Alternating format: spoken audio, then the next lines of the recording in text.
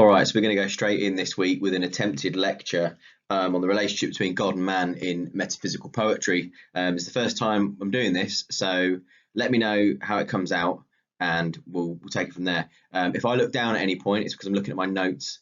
Anyway, let's see how it goes. So we're going to do this in three sections. We're going to start off with a bit of context, as always. It's really important to frame any analysis in understanding of where the poems came from. So we're going to start with that. We're going to look at God and who God actually is, because if we're going to look at the relationship between God and man, we know who man is because we are. But if we don't know who God is and we don't know what to expect from God in a metaphysical context, then we're going to get ourselves very lost and very confused. So we're going to look at God and we're going to look at where he came from, where ideas of God came from, and then we're going to look at the man side of things. We're going to look at the clergy, we're going to look at what priests are, and we're going to apply that to the two priestly poets, John Donne and George Herbert. Then we're going to look at the poems. So we're going to look at two poems today in which two of the Metaphysicals explore the relationship between God and man. We're going to look at Donne's Battle My Heart, three-person God, which is mental, and we'll look at Herbert's The Collar, which is still quite mental.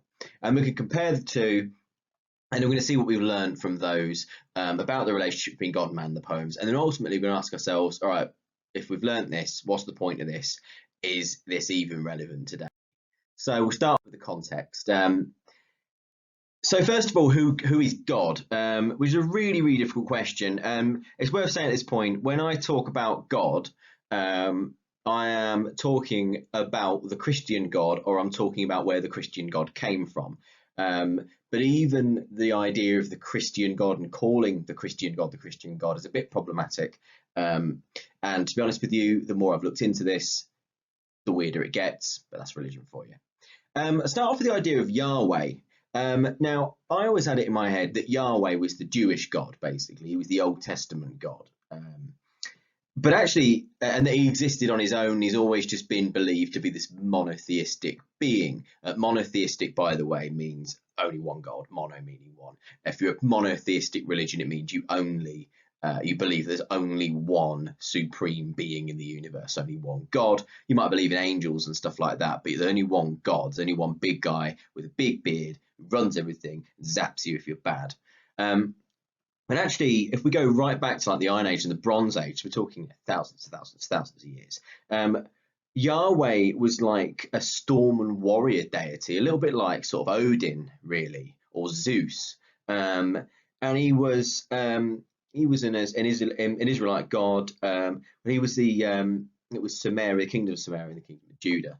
And he originally, there were loads of other gods like Baal and El, who existed alongside him. But gradually what happened in that area is the idea of Yahweh became that he was the only God, and bits of what the god El was, merged with Yahweh, and eventually everything got absorbed into this Yahwistic religion until you're looking at about the sort of the 6th century BCE, before Common Era. So you're looking at 600 years before the birth of Christ. You get Yahweh being the main god of the kingdom of Israel.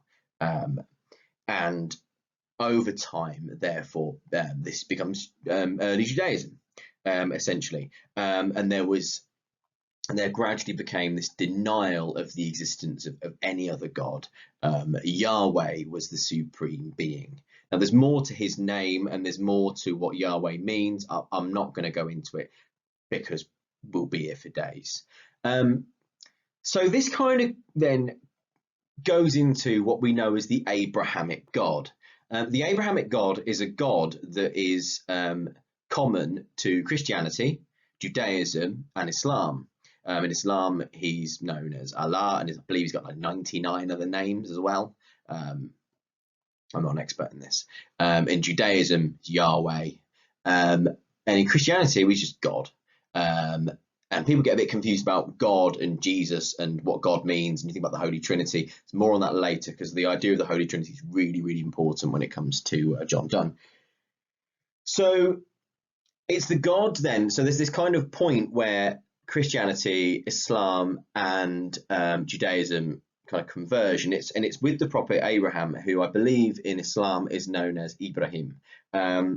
And it is this God, this Yahweh, that revealed himself to Abraham as being the only God in existence, the all-powerful, omniscient God of Judaism. And so what we find then is that there's common ground between those three religions. If we think about the Christian God, it all starts though in the book of Genesis. So chronologically, in terms of biblical chronologically, we're talking at the beginning of the Bible. Genesis is in the beginning. So, and we have God appearing out of the void, out of the nothingness, and creating the heavens and the earth. You know, at the start it says, "Let there be light," presumably so he could see what he was doing. But eventually he gets round on the 6th day to creating mankind. And I just want to point out this particular quotation from the book of Genesis. So he created mankind in his own image.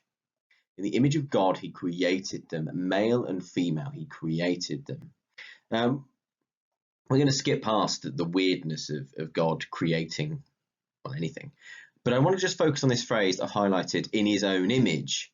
And I just want to explore this. So there's kind of two ways we can read this, because this is really the start of the relation between God and man. Is the first thing is God created man. God is a supreme being. He created man, but he created man in his own image. That has often been fairly, really, interpreted as man looks like God. So humanoid. So if humans look like this and humans were created in God's image, then God must look like us because we look like God. So that's the presumption of in his own image. He wanted to create an earthly mortal being that was like him. More on why he might have done that later. But also the idea of being created in his image is that it's for humanity to embody and follow what he stands for, his teachings. You know, every God has got a thing they stand for. You know, they have values that they promote, and then the values that those gods promote we see in those cultures and those religions. It's interesting though, because although in the Bible it says, you know, God created mankind in his own image, really what we find is that God gets created in the image of mankind. God represents what's going on in society at the time. And so God and what people need from God changes depending on what society needs in general, and who's running society. So let's just think about then this God that created mankind. Let's think about what he's like and what we can expect from him and what his early relationship with humanity is like, because later on we're going to be seeing is what kind of God are we getting in the poems of Herbert and Dunn. So first of all, God in the Old Testament is absolutely fine with punishing people. He's like dad, like someone's dad from the 50s, kind of like with a leather belt. Sort of like he's all right, he's fine with kind of giving you a bit of a slap.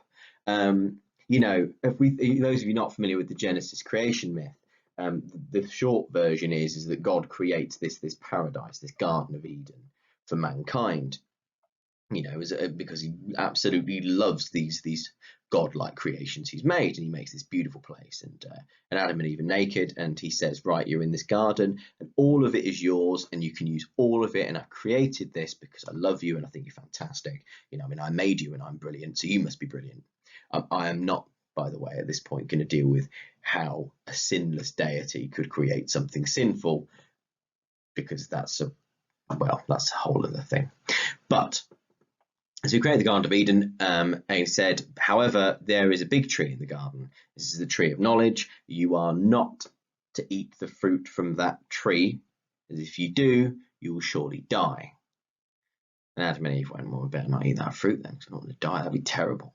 You know, by the looks of things, Adam and Eve were possibly immortal up until this point. But they're tempted by a serpent, the manifestation of the devil, the adversary, God's great enemy, and we'll talk a bit about the devil later on when we look at John Donne and exactly who he is and how he works in literature. They're tempted, Eve's tempted, actually. It's always women getting the short end of the stick in literature, unfortunately, even back in the Bible. Eve's tempted, Eve gives in. Eve eats the fruit, realizes she's naked, feels terrible about the whole thing, been ashamed of nudity ever since. And then she tempts Adam. Adam eats the fruit. God finds out, and they're booted out the Garden of Eden, with the promise that man won't have to toil the field for the rest of his days, and will feel pain while doing so. And for women, childbirth is now going to be terrible. And so they're cast out of Eden, never to return. And so God has no problem with punishing, with quite a lot of anger, those who have wronged him. But he also does show mercy, because what he doesn't do is throw them out and kill them. He says, right, well, I gave you this earthly paradise. You've upset me. I'm very upset. You can't have it anymore. I've taken it away from you, but where you can still have the rest of the earth, which, to be honest with you, if you've been a bit naughty, sounds like a fair deal. So he does have a great deal of punishing to do in the Old Testament. He's always punishing people, but he also does show mercy. And I think that's really important, is the idea of a God who's willing to forgive a creation that he loves. And I also think that it's very, very clear very early on with the Christian God. It's very early established that he really, really loves humanity. Like, he's created humanity, and he falls in love with these creations. And I suppose if you think about it, it's why he's always thought of as being a father, the idea of God the Father. In the same way, as a parent, you bring up a child, and you want that child to embody your values, but they disobey you and they hurt you, and you have to respond to that. And sometimes they'll tell you that you smell, or that they hate you, and they'll stomp up to their room, and you've still got to love them. And even though it hurts when they disobey you, you still love them, even if they're terrible children. And so that's kind of the idea with God, is that his children, mankind, are pretty terrible. They don't do as they're told, but he still loves them, and he will punish them, but he'll always end up forgiving them. And within that, he has his own chosen people, the people of Judea, the Israelites, who spend an awful lot of the Old Testament, I'll just spoil it for you, wandering around in the desert, getting very confused about what's going on. And if they're not enslaved by Egyptians or Babylonians, they're probably wandering around in the desert, getting very tanned and very sandy indeed, and very fed up with the whole endeavor. And God actually refine his relationship with his chosen people over time. And he does appear to get milder as the Old Testament carries on, up until the point where we get into the New Testament with Jesus, who kind of rebrands the idea of what we can expect from a God, and is really very nice indeed, and wants everyone to love each other. God likes to test humanity. He likes to test faith. It's worth looking at the story of Job. God did basically, God and the devil wanted to see whether a guy called Job was really as faithful to God as he said he was. And so they did loads of horrible things to him to see if he'd lose his faith. He didn't lose his faith, but he lost everything else. I mean, I'm pretty sure God kills his family and gives him leprosy and burns his house to the ground, and the guy still got faith in God. So, well, I don't really know who the winner is there, to be honest with you. Probably the devil. But in any case, he tests the worth and the faith of his chosen. He is fiercely protective of his creation, though. I mean, you only have to look at what he did to the Egyptians when they wouldn't free Moses and the Israelites for captivity. He unleashed plague after plague. I mean, there were locusts, which I'm told are pretty bad. And then when that didn't work, he killed every firstborn child. Not one of them, not he killed every single firstborn child in Egypt, which is severe, to say the least. And he also, throughout the Old Testament, comes up with a great deal of laws to help society run. There's a book in particular called Leviticus, which has got all sorts of mad laws, until you realise that the laws are mostly there to make society run well. It's based on a mistrust of people outside. The Jews being a nomadic people, they spend their time wandering around. The laws are there to keep them safe and keep them clean. They're obsessed with washing themselves, and there's all sorts of horrible rules in Leviticus, but ultimately it's there to keep people safe.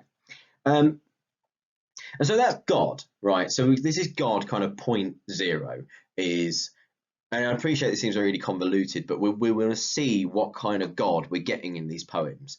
So we've got this Abrahamic Old Testament God who's fiercely protective of his chosen people, gives them a hard time, but ultimately has their back. So we're going to kind of move into this idea of the Christian God, and we're going to move into an aspect of the Christian God that isn't shared by the other two Abrahamic religions.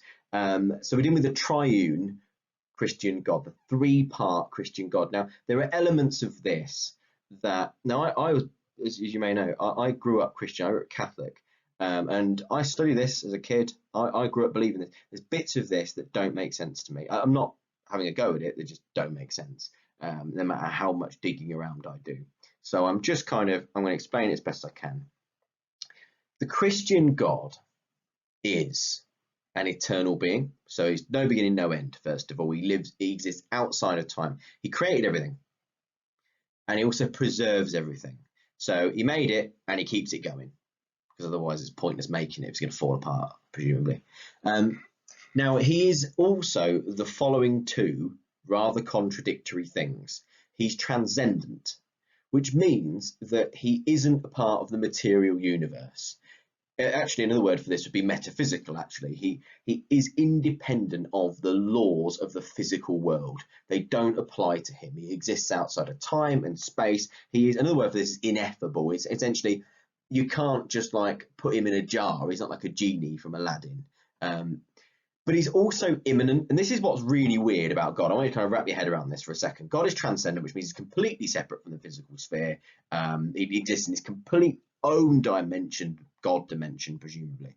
But he's immanent. He's really involved in the world. He answers prayers. He does stuff. He can cause things to happen. And actually, in fact, everything that happens, according to Christianity, on the earth is because of God, which is weird when you consider free will, but we'll get to that later. So we've got a God that exists outside of the world and yet is really, really involved within it, which gives rise to this idea of a personal God. Now, Christianity being the force that it is, almost makes you feel like God, in whatever sense, is a personal being, and that you can pray to a God and the God will personally answer your questions, like you're emailing the council about your bin sort of thing. Somebody will reply. But that's not the case for all deities. You know, it used to be, especially with polytheistic religions, that the gods were largely uncaring about the whole thing and just existed to annoy human beings. Look at the Greeks, they're terrible. Not the Greeks themselves, but the Greek gods. And so what we get with Christianity is this beginning of this really personal relationship with God that we see starting with Judaism, and we see starting with the way that he treats his chosen people and the way that he chooses to communicate directly with the prophets. That kind of gets extended with the Christian God to being for everyone. Everyone has a personal hotline to God. You need only ask him and he'll help you. This gets really, really complicated when we start to think about Jesus, because Christianity does something that the other two religions don't do, and the other two Abrahamic religions don't do, in that he unites his divine metaphysical nature, and I think it's probably helpful for us to use the word metaphysical here. He unites his divine metaphysical nature with the physical nature of humanity, and they become the same thing, and that manifests itself in the incarnation of the person of Jesus Christ. I'm going to talk about that in a minute, because that's really, really important. It is interesting, though, that Jesus isn't mentioned in either of the poems we're going to talk about, but the idea of Jesus and the idea of the Christian God, as in Jesus Christ, Christ meaning the anointed one, it's not important. That's what it means, it's Greek. It's really important. So the Christian God, it's still a monotheistic religion, at least that's what it says it is, but it has a three-part God. It has a Trinity made up of God the Father, God the Son, and God the Holy Spirit. We're not going to massively deal with the Holy Spirit. The Holy Spirit is basically, from my understanding, the bit of God that deals with inspiring people to spread his word and fills you with the love and excitement of God. The word in Greek is pneuma, which means breath, which is where we get the word pneumatic from. The idea is that the Spirit is it's like the life force of God, if that makes sense, the essence of him, and he's always male, presumably because society is always patriarchal. So there you go. God is created in man's own image, or it'd be a lady. But God the Son is really interesting because God the Son is God simultaneously being completely God, but also being completely man, which is weird when we think about how physics works. But remember, God's a metaphysical being, so the rules don't apply to him, which is either really, really cool or a bit of a cheap cop-out, depending on your religious persuasion. Now, so let's talk about Jesus, all right, in a non-knocking on your door sort of way. So Jesus is really, really relatable and really, really human. It's worth saying, so Jesus is really relatable because he struggles with his mission. He struggles with what he's for. So then the question is, so what is Jesus? Who is Jesus, and where did he come from? So the idea is that God looks at the world one day and sees that it's not going very well. People are terrible. You know, we know about this. His chosen people aren't doing as they're told. He's already flooded them, you know, thousands of years ago, and that didn't seem to work. He's threatened them, cajoled them, been nice to them, given them manna from heaven, given them shiny things. Nothing seems to work. They're getting worse and worse and worse, and none of them are getting into the kingdom of heaven with him. And so he's created all these human beings, and yet they're still paying for that original sin from that Adam and Eve committed. You know, they've still got the stain of sin on them, and God gets really sad about this, and he goes, well, just because Adam and Eve messed up, all of humanity now can't get into heaven with me, and I wanted them to be in paradise. You know, that's why he created Eden, because he wanted to share life with them, and they rejected him, which really hurt his feelings. So he gives it one last shot, and he goes, right, the only way for me to get on the same level as humanity is actually to become humanity. And so what he does is he makes himself into an incarnation. So incarnation basically means made flesh. Think about the word carnivore. It literally means flesh eater. You know, carne means meat or flesh, and so he makes himself into meat. Basically, God does meet God, which is Jesus. And he's born in Bethlehem. And he's born at the start of the 1st century AD.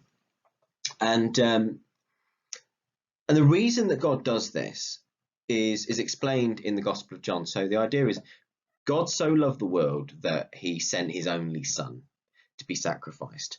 And I'll talk a bit more about the sacrifice later on. The idea is that God decided that he would send his son down to try to change the world. And this is a Christian belief, by the way, and make the world better. It's one final shot at saving humanity from themselves, those naughty children.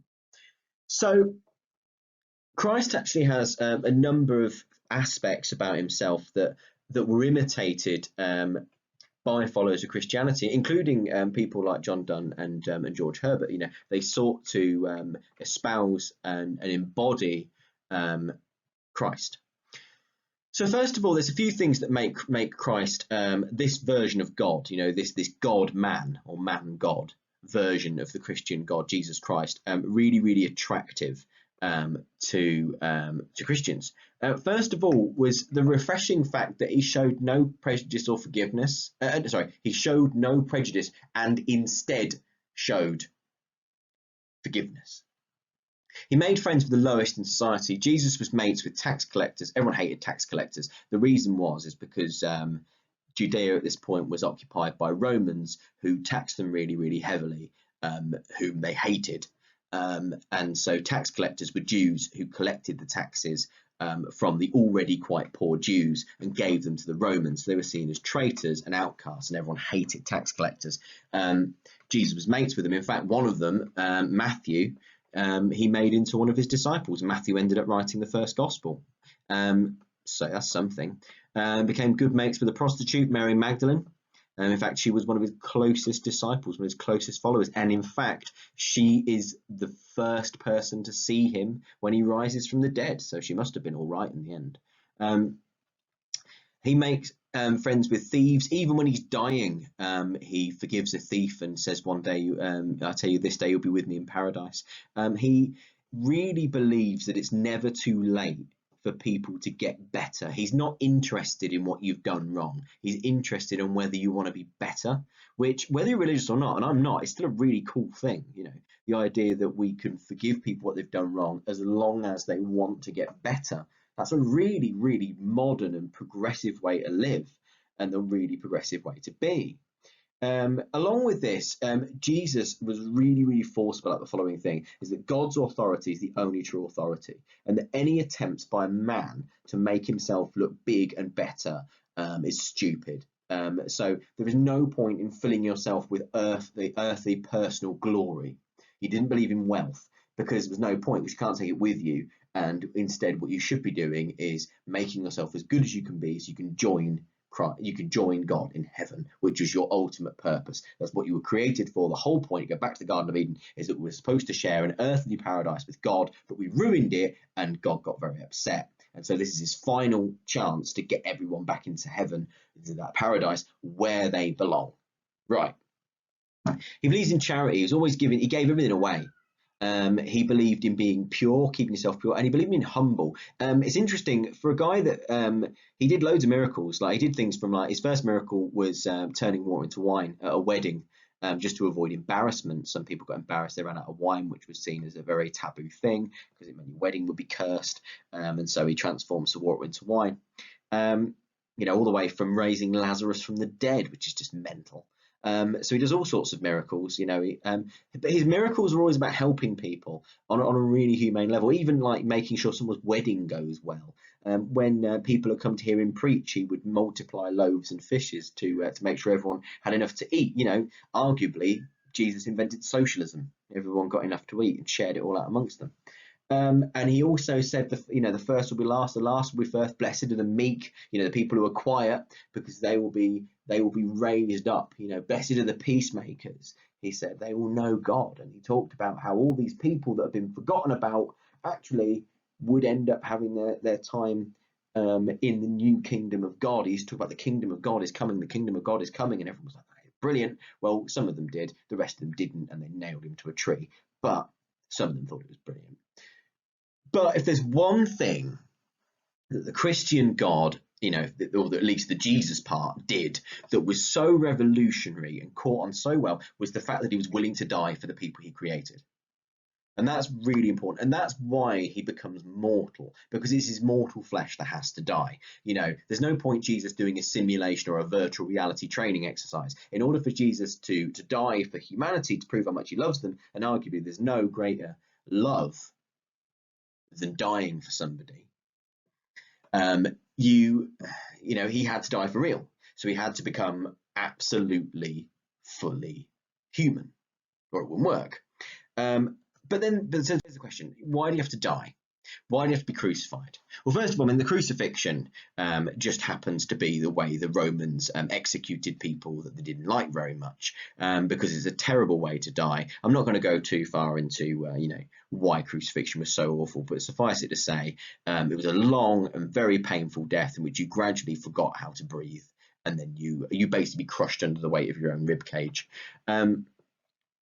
And Jesus is humiliated and murdered brutally and at length by the very people he created and the very people he loved, which is the ultimate sacrifice as well.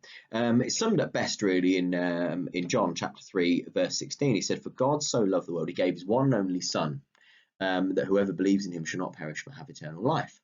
The idea is that Jesus is God. So he can't go to hell. He can't be punished for sinning. But he can take upon himself all of the sins that humanity's committed. And so when Jesus died, when Jesus was punished, because death equals punishment, right? That debt got paid because Jesus took it all on himself on his sort of biblical credit card. The thing is Jesus couldn't stay dead because Jesus is God, and so on the third day he rose again. So he dies on the Friday, and then by Sunday he's feeling absolutely great and he's wandering off. because he can't die for real because he's God. His human form can die, but once he's but he can, then his divine nature causes him to rise again. It's a triumph of the metaphysical over the physical.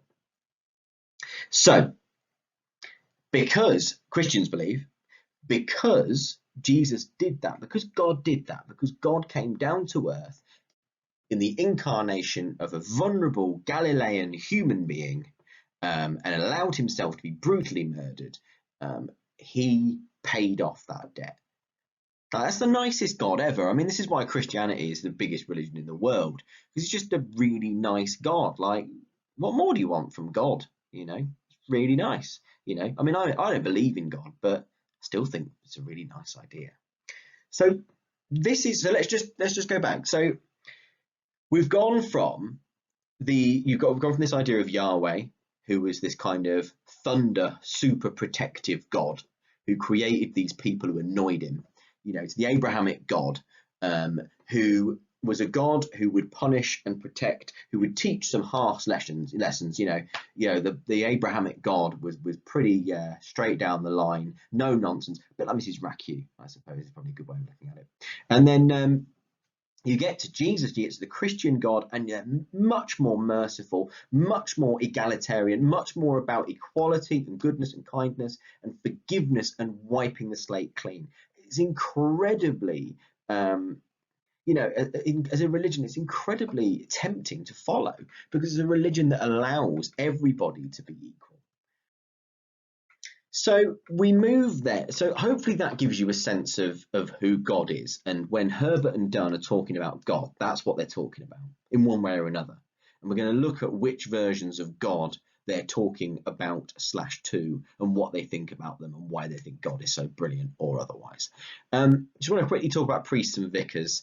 A vicar is a type of priest. A vicar is a very, very old definition. I'm not going to go into where exactly it comes from because it's really complicated and I got bored reading it. It's not that important, but suffice it to say is that a vicar is a type of priest, usually in the Church of England. Now, if you're not sure about the Church of England and how that differs from Catholicism, you should be. Go back, look over the previous lesson, make sure you know what you're dealing with, make sure you know what about Catholicism and the problems with Catholics. You should know about that from John Dunn last week and from the first booklet. But either way, whether we're looking at Catholicism or we're looking at other branches of Christianity, whether we're looking at the Church of England, and I'm going to talk more about the Church of England because both Dunn and Herbert were Church of England priests or vicars, they do the following things. They, first of all, most importantly, act in persona Christi, which is Latin for in the person of Christ. So Christ isn't on earth anymore. After the resurrection, he potted around for a bit, revealing himself to people, and then he ascended up to heaven. But he left on earth his followers and he said, you are going to be my new church. You're going to keep this stuff going after I'm gone. And they did because it's now the biggest religion in the world. And the priests are the main reason it's successful. The priests are ordained, which means that they are trained and given certain privileges and they represent God on earth. That means they have certain powers and certain things they can do. Basically magic. Although Christians don't really like using the word magic, but it's basically magic. So therefore, whatever Christ did, they're supposed to be like that. So Christ didn't marry, so they don't marry. But because they need to keep their eye on the prize, they need to be pure. Now, this did change because actually in the Church of England, they now do marry, and it's even further complicated by the Church of England, as the Church of England now have lady priests as well. But we're talking originally, and if we're talking about Dunn's time, I think by this point in the Church of England, they possibly could marry, but the idea is that the ministry comes first. And by ministry, what I mean is they exist to serve their parish, their chosen area, their church. And they do that by getting to know the people at their church, you know, going to them, making sure they're okay, talking to them. And a major way of doing this is the sacraments. So the sacraments are ways in which humanity can experience God. The two most well known are baptism and marriage. In Catholicism and High Anglicanism, there are 7. Various other adherents of Protestantism, they chop some out. They usually have at least 2. There's communion is the big one. Communion happens in Catholicism and it's transubstantiation. So it's the idea that the bread and wine literally become the body and blood of Christ. I talked about that last week, so I'm not going to go on that again. In High Anglicanism, they sort of believe that as well. In other branches of Christianity, they believe it's more of a memorial and it's more of a remembrance. It's quite a big deal. They don't agree with each other. And so they exist to minister and behaviourally model Christ. And so Donne and Herbert, as priests, and having chosen to be priests, have chosen to imitate Christ, have chosen to be like him and follow him and dedicate their lives to God. And they both were really, really well known for their sermons, especially Donne. We'll look at Donne's sermons another time, but he wrote a sermon is basically a religious speech to the faithful at church, in which you express particularly complex religious ideas and teachings, basically. But John Donne was especially known for being a really passionate, charismatic public speaker of sermons. So bearing that in mind then, I want to look at one of Donne's holy sonnets. Now, I wrote a bunch of these. This is my favourite. It is a crazy poem. It's a crazy poem. And to be honest with you, I'll read it first, and you'll probably be able to understand what is so mad about it just after reading. So because of this, so it's one of the holy songs. It's holy song number 13. It's called "Batter My Heart, Three-Person God." Batter my heart, three-person God, for you as yet but knock, breathe, shine, and seek to mend, that I may rise and stand. O'erthrow me and bend, your force to break, blow, burn, and make me new. I, like an usurped town to another due, labour to admit you, but oh, to no end. Reason your viceroy in me should defend, but is captived and proves weak or untrue. Yet dearly I love you, and would be loved fain, but am betrothed unto your enemy. Divorce me, untie or break that knot again, take me to you, imprison me, for I, except you enthrall me, never shall be free, nor ever chaste, except you ravish me. It's mad, because actually, if we think about the flea, and if we think about Donne's rather hornier erotic output earlier on in his career, it still seems to have that really erotic flavour, and by seems to, I mean it definitely does. It's a really, really erotic poem, and yet it's definitely about God.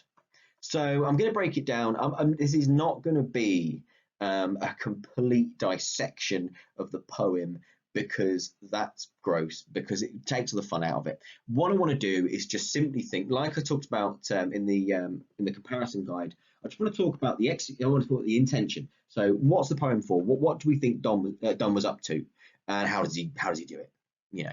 So first of all, then, the intentions of the poem, just broadly when we're exploring it, it's a poem about faith, and it's a poem about trying to be as faithful and good a follower of God, a Christian, as you possibly can be. And yet, in order to do that, Donne uses the conceits of love and lust. He uses the language of physical, almost sexual love in order to do that, which is very, very odd, but seems to work an absolute treat. And so what he's doing is he's expressing how one becomes a better Christian and how one has a better relationship with God. And I'll remind you here of our ultimate aim.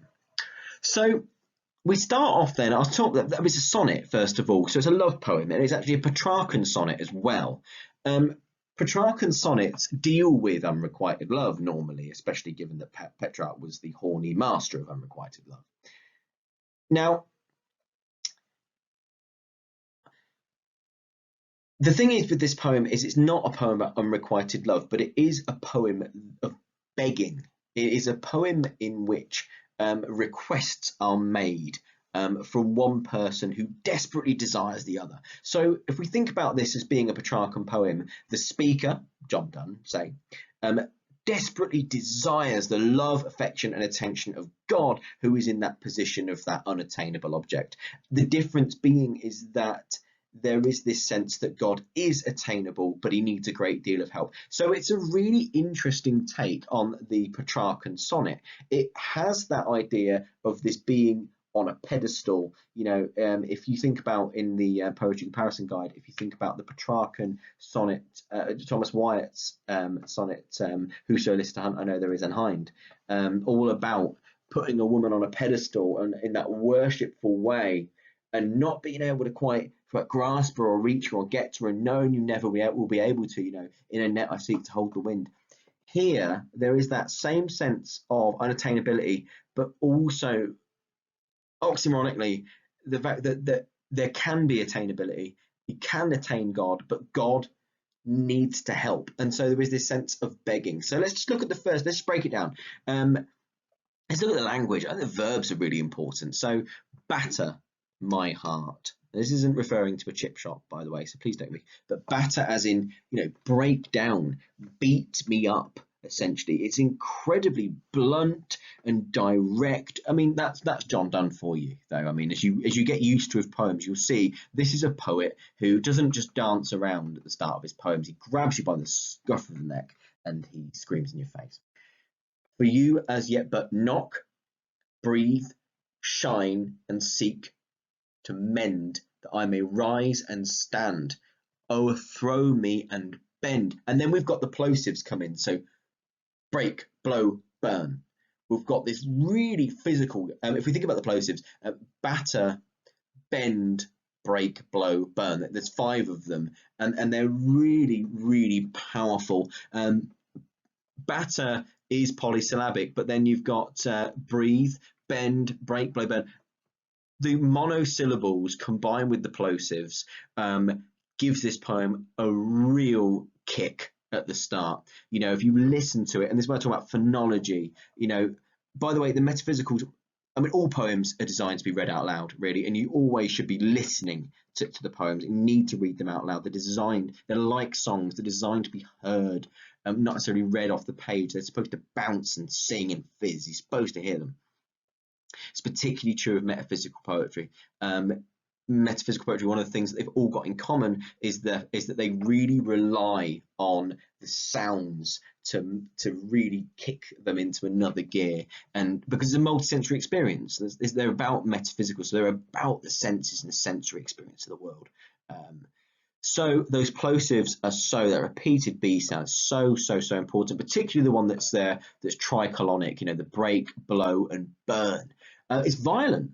We've almost got this conceit being built of physical violence. The thing is oxymoronically, the physical violence is actually what is desired by the speaker. The speaker wants to be broken down. The word batter here is being used as an imperative. Batter my heart. I think as well, it's very, very personal, this poem as well. And this poem is about a personal God. Look at the pronouns. Pronouns are always really, really worth looking at. So batter my heart, straight away. This is a poem about the speaker's personhood, the very center of themselves, their metaphorical heart as the center of love. So which immediately ties into the idea of it being a love poem, being a sonnet. But then there's the you, this direct address of you, for you as yet but knock. At the start of the poem, Donne's almost telling God that God's not doing enough. Interesting, which is rather cheeky, given he's God and he does everything. He's saying, I want you to beat me up. I want you to beat me in submission. You as a 3-person God. And it's really interesting that he puts 3-person in there, by the way, because he's saying what kind of God he worships. He's pointing out that it's the Christian God. He's pointing out that this is the kind of God, the God that has Jesus as part of it. He's asking for mercy. Particularly important contextually when we consider that Donne earlier on in his life was much more of a libertine. This was a guy who was much more sexually active in the first half of his life. I mean, look at The Flea, for goodness sake. I mean, it's a very sexy poem. And then in the second half, when he becomes all godly and nice. And so by mentioning the 3-personed God, he's talking about the Christian God. He's saying, I know what you are. I know what kind of God you are. You're the kind of God being made of 3 persons, who will give me, who look after me like a father, who will love me and forgive me like the Son does, and you'll fill me full of life and inspiration like the Spirit does. So he's basically acknowledging that the three persons of God are each going to bring something to him. And actually, if you think about it, the poem's got this. It's got the warmth of the Father, the forgiveness of the Son, and the life and passion of the Spirit. All three of them are represented in this poem in terms of what we expect from the language. So we're still on the first few lines. He's saying to God at the moment, you're just knocking, you're breathing, you're shining. You're not doing it. These verbs aren't powerful. And they form a triclonic counterpoint. So we've got 3 and 3, tricolon 3. So we've got knock, breathe, shine, weak, gentle, la la la la sort of verbs. Then you've got break, blow, burn comes up later, which is the desire. And you're forced to break and make me new. It's at this point then in line 5 where he brings in a simile, like an usurped town to another Jew. Basically, this is where the conceit of war really starts to kick off. So the idea of a city that's under siege, imagine the gates of that being hit by a battering ram. And he's saying that, I want you to break down my walls. I want you to break down my defenses. I want to let you in, but you've got to break them down. Now, he wants to accept God into his heart, but he's saying that this is a problem. And he's telling God the reason that God needs to be so physical is because he's been captured by the other side, the devil, but is captive and proves weak or untrue. So he's saying, God, I need you to beat me up. I need you to break down my defenses. I need you to destroy the sin, the chains of sin that are holding me. Because I'm betrothed unto your enemy. Betrothed as in engaged to marry. Remember this from Romeo and Juliet. And to your enemy, as in the great adversary, Satan, the naughty snake with the apple. And so what he's saying is that you're the one, God, I'm asking you to set me free. And he's saying, I'm no good to you at the moment. I'm a sinner, I'm betrothed to somebody else. And the only way that I'm going to be any better or any good to you is for you to take me as your own, to break down and destroy that old version of me and completely make me new again. There are some parallels here, therefore, with the physical destruction that Christ himself went through. There was a guy in the 1200s called Thomas Kempis who wrote this quite famous book called The Imitation of Christ. And the idea is that in order to be the ultimate Christian, you had to be like Christ. You had to imitate what he was like. And what greater imitation of Christ is there than being willing to undergo extreme pain, physical suffering, and indeed death, which is a form of change. And so he's finally saying to God, I'm willing to go through everything. There's a parallel here to just before Jesus is arrested, before he's executed. He's in the Garden of Gethsemane.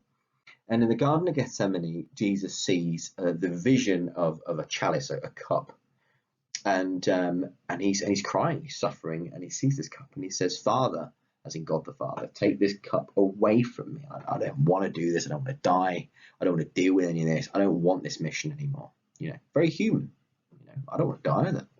And then he stops and he says, but not my will, but yours be done. And he surrenders. And this is really, really important. The idea of imitating everything about Christ, imitating his surrender, his willingness to be broken down, his willingness to sacrifice himself, and his willingness to transform and change, but also knowing that God will forgive him. God will break him down, but God will also forgive him his trespasses. There's no doubt in this poem that God will do this. It's more that he wants it to happen quicker. It's like, come, Lord Jesus sort of thing. So what he says, and he does this in oxymoron, and I think this is Donne's way of saying, look, I don't fully understand all of this. I'm a sinner. I don't really get all of this. But I know the following to be true. You can imprison me. The only way I can be free is actually by you making me your slave. The only way that I can be pure, chaste, is by you ravishing me. And I think this is really, really interesting. You ravish me. To ravish means to have passionately have sex with. And it's this kind of thing that we have to kind of deal with then. This is about as modern as you're going to get in terms of an interpretation of who or what the Christian God is. He takes everything we know about Jesus Christ and the Christian God, and he kind of turns it up to the maximum amount of volume, and he uses this incredibly powerful erotic language to communicate at first just how powerful his desire is to be a better person, secondly to communicate how powerful God is, and just how powerful God's love can be, and how it is a transformational force. And we know this to be true. We know that Christianity hinges on this idea that God loved the world so much that he was willing to die for it, done the same thing. And thirdly, the oxymorons, nor ever chase except you ravish me, except you enthrall, as in capture me, never shall be free. Those oxymorons show that he still acknowledges that he's asking an impossible thing. He doesn't understand necessarily everything he's asking for, but he's driven by the third of those three persons. He's inspired by the Holy Spirit. Just a brief link to the Acts of the Apostles, which is a book that comes after the main Gospels, after Jesus has died, risen and ascended to heaven. They were all hiding away. They were really scared after Jesus disappeared. And the Holy Spirit appears in the form of a dove and blesses them all, and then they are inspired and they go out and start spreading the word in a time known as Pentecost. And they are filled with what's known as the flame of the Spirit. The idea is that the Holy Spirit inspires us to believe in God, to experience him in a human, real way, and to go and spread what Christians call the good news of Jesus Christ being our Lord and Saviour, or their Lord and Saviour. So, a mad poem, an erotic poem, a poem that's still very, very metaphysical, and it's metaphysical in the truest sense that it's about God and man's relationship with God. But it's also metaphysical in the sense that it has that conceit, that extended metaphor running through it. It's not quite to the same level as the Flea, for example, or the Stiff Twin Compasses, but it is still quite complex and very playful with its language. So George Herbert, another cleric, another priest, an Anglican priest, a vicar, Welsh as well, that doesn't really matter. Herbert's poem likewise deals with faith. It has that in common with John Donne. And so when we're dealing with intention, we have got quite a lot of overlap. It's also about a conversation with God. It's about that direct line to God. And you've got to remember that this idea of a personal God is a very, very, very Christian thing. The idea that, man can actually pick up the phone and go, hello, God, help, please. This poem, though, is more about a loss of faith. So Donne's coming at it from the point of view of, I've not been very great, but I found faith, help me finish off the last bit. Herbert's is, I've had faith, oh, this is pretty terrible, I can't do this anymore. But then at the very, very end, comes back to God. And there is also this idea in Christianity of Jesus has many, many names. One of them is the Good Shepherd. He uses the analogy in a parable, a story he tells people, and he says, I'm the Good Shepherd. I wait for all of my sheep to come back, even the ones we thought were lost. And the Good Shepherd is a shepherd who waits for every last sheep to come back and doesn't let anybody go. And so we have this idea actually of God as being the shepherd-like figure who wants to save everybody and is hungry for souls to come back to him. Herbert, in the title of this, at the collar, is talking about the dog collar that clerics wear. But a collar is really interesting because it's also a symbol of slavery, a slave's collar. And so Herbert kind of plays on the collar as a conceit. The collar representing a choice that he made. He chose to become a priest and wear that clerical collar, but that collar over time has become a slavery, and that's how he feels, and he's rebelling. Let's think about then in this poem about what the relationship between God and man is like. We'll see if it has anything in common with that very erotic version. So let's have a look. I struck the board and cried, no more I will abroad. What? Shall I ever sigh and pine? My lines in life are free, free as the road, loose as the wind, as large as store. Shall I be still in suit? Have I no harvest but a thorn to let me blood and not restore what I have lost with cordial fruit? Sure there was wine before my sighs did dry it, there was corn before my tears did drown it. Is the year only lost to me? Have I no bays to crown it, no flowers, no garlands gay, or blasted or wasted? Not so, my heart, but there is fruit, and thou hast hands. Recover all thy sigh-blown age on double pleasures. Leave thy cold dispute of what is fit and not. Forsake thy cage, thy rope of sands, which petty thoughts have made thee, and made to thee good cable to enforce and draw, and be thy law. While thou didst wink and wouldst not see, away take heed, I will abroad.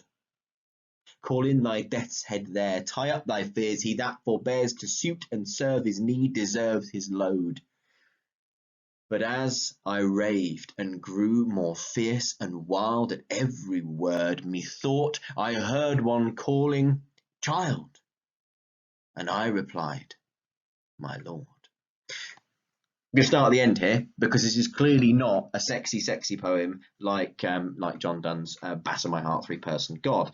This is a paternalistic poem. This is about the relationship between a father and a child, and therefore really promotes the Christian idea of God as this paternal figure who will fulfill the errant child, forgive the errant child who has lost their way, and will welcome them back with open arms. And you'll notice actually the last thing, I thought I heard one calling, I thought I heard a voice. And notice how heard as in the physical sense, like Christ, God goes from the metaphysical world to the physical world and transcends that, becomes transcendent. You know, that's that whole belief, isn't it, about the Christian God, is that he exists outside, he's immanent, he's transcendent, he exists outside of all of it, but he's also immanent, he can come into it. And so God becomes immanent at the end of this poem, in the same way that Donne wants God to become immanent. He's calling upon God to become immanent, you know, to come and be a real active presence on his life. God becomes immanent in this, despite the fact that this poem is mostly written as a rant. It's written in inverted commas, in speech marks. So we can see that this is this huge rant against God. No more, I will abroad. No, I'm not doing it anymore. I'm taking off my collar. I'm going away. I will abroad just means I'm going away. I'm going far away. And he repeats it later on. I will abroad. Away, take heed. I will abroad. And he screams at God, I'm not doing this anymore. I don't get this anymore. Have I no harvest but a thorn? You know, I don't have anything left to give. You're not getting anything else out of me. I don't get this anymore. You know, no flowers, no garlands gay, all blasted, all wasted.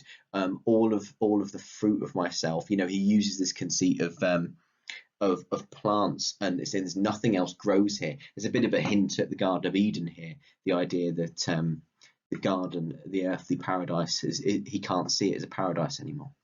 And so what we get then at the end of this poem, though, is the voice of God, which is quite a big deal. And he says one word, he says child. And notice the immediacy and the complete volte-face, the complete switch of Herbert's language. Notice how Herbert starts off with this, actually with a battering, funnily enough, but struck the board, you know, hit the wall, you know, it physically struck out in frustration. And yet at the end, he has to hear one word from God. All God has to do is reveal himself to him. And he goes, oh, my Lord. And so what we get then at the end with this poem is he's really smart, Herbert, actually, with the way he writes this poem, because it's all about freedom versus restriction. So we get this really free sense with the lines. You'll notice the lines are all choppy, like in terms of the way they're indented. I mean, it's a deliberate sense of chaos in this poem. Herbert, by the way, in his poem, he loved experimenting with shape. He wrote this poem called Easter Wings, which was written in the shape of wings. And he really liked to play with the way that poems appeared on the page, and play with structure in that way. And in this poem, it's quite simple. We've got this really jagged sort of structure representing the chaos of the speaker's conscious mind. And so we have, that is the attempt at freedom, attempting to pull away from that collar. And we talked about how that collar represents the duty of priesthood, but also the slavery of duty. Now we've got rhyme, but the rhyme is loose, and so we've got this sense of struggle and tension with the rhyme. We've got this attempt at freedom with the structure, but there's always something restricting it. There's always something, and you'll notice that some of these lines get really, really short, really, really restricted, and give us this sense of almost being choked. And if you think about some of the language here, you know, before my tears did drown it, before my sighs did dry it. Sigh-blown age, cage, rope, enforce, forbears, load. All of this is the language of slavery. Ironically, the kind of slave that Donne actually wants to be. And so we end up with another comparison here. We end up with this idea that actually you have to allow yourself to be a slave to God. You have to completely give yourself over. The idea of surrender, which is a very Christ-like one. Not my will, but yours be done. It's the acknowledgement that God must know better and that you must trust in him. There's a famous Catholic portrait called The Divine Mercy, based on apparitions of Jesus Christ to Sister Faustina Kowalska, I believe her name was. And the motto at the bottom of these paintings, and I remember this because the one in my grand's house, was Jesus, I trust in thee. And that's a really, really key part of Christianity, is the idea that you have to surrender and give yourself to Christ, even if you feel restricted, even if you don't get it. Because ultimately what this comes down to, and this really is where Christianity and I part ways, is that it comes down to faith.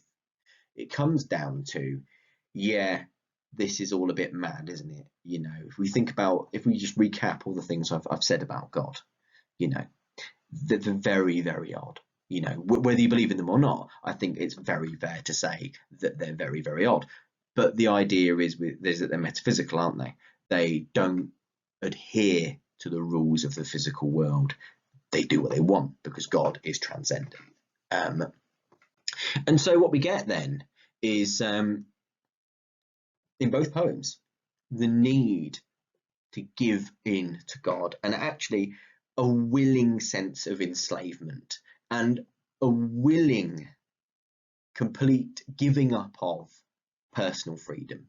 Because ironically, the only way to be free is to trust in what God has done. And if we think about it, that's what God's always wanted, according to Christianity. God created humanity, and God wanted humanity to be as happy as possible. Humanity said, don't really want to do that, mate. And ever since then, there's been this kind of tension between the two, and we see that Edenic, you know, tension right from the start. There's been that tension between God and man, and it's really summed up in Herbert's collar. So let's sum up, because I've gone over an hour and I'm tired and hungry. Any effort to bring God down to the level of man requires a lot of metaphor, and this makes metaphysical poetry perfect, because metaphysical poetry isn't just about metaphor, it's about conceits, huge extended metaphors that really wrap the poem together. Both poems, and I didn't talk about this very much, but both poems seem to want to invoke the divine via some sort of stream of consciousness. So even though both of them have conventional poetic structural devices, so they both attempt regularity of meter and regularity of rhyme, they both break it. Herbert to more of an extent, but like Donne's poem, for example, is a Petrarchan sonnet, but it's not a perfect Petrarchan sonnet. We've got lines that have got too many syllables in, not enough syllables. You know, we really start to see cracks beginning to form, representing that this is an outpouring of godliness, and it seems to be mimicking this idea of religious ecstasy. So the idea that holy people would go into a type of trance and experience God intimately, they would transcend, they would become transcendent themselves. You'll notice that, ironically, in order to be metaphysical, and this is one of the things about the metaphysical poets, they're dealing with metaphysical things like love and God and all the rest of it, but they have to bring the metaphysical down to earth. You know, Donne does it with his compasses. You know, he's talking about love, but he has to embody it in something physical. We're talking about God, but we have to embody it in a sexual relationship or a parent-child relationship. And I think the reason for this is because both of these poets have kind of made peace with the fact that they are of the earth, and that they do have to experience God on his terms. There's always him, isn't it? But at the same time, they're aware of their own limitations. And so they use the physical and make it metaphysical. And that's their way of understanding it, because there's no point in writing purely metaphysical because they know what they're writing about, but they can apply the metaphysics to the physical world. And I hope that makes sense. So both poems present two sides of God's relationship with man in terms of what people at the time desired from God. There's the intimacy of Donne's close relationship with God, you know, the real intimacy, as the kind of intimacy you would have with your wife, versus, you know, the authority of Herbert's, you know, the parenthood. God is, and this doesn't mean Sam gross, but God is both lover and parent. So the final point then, just really quickly, is it's all very well talking about all this, and God knows we've gone on for over an hour, but are these ideas still relevant today? I mean, I thought about this quite a lot. I don't believe in God. I'm non-religious, perfectly fine with being non-religious. And I thought about, you know, because I really like these poems. I really enjoy the Metaphysicals. I really like the way they write, but are they still relevant? And I think yes, personally, I would argue yes. They're both about how insignificant we are as humans.